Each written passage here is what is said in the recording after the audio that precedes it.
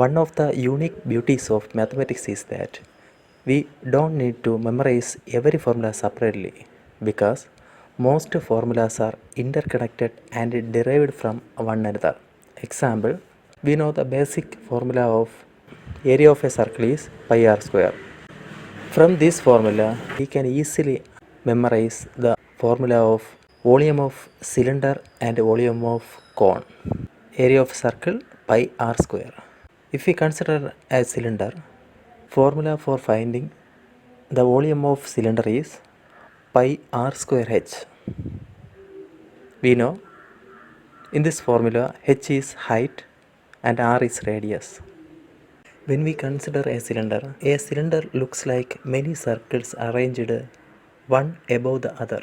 Imagine h number of circles stacked together to form a cylinder. Then what will be its volume?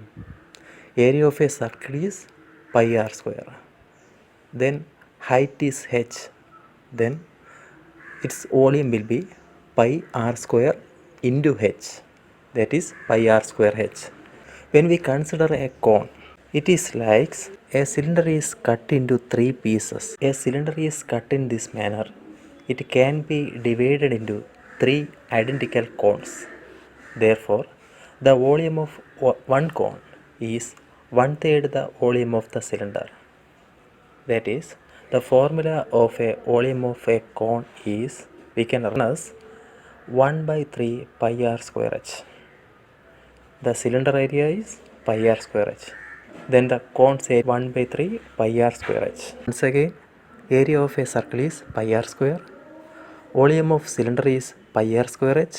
The volume of cone is 1 by 3 pi r square h.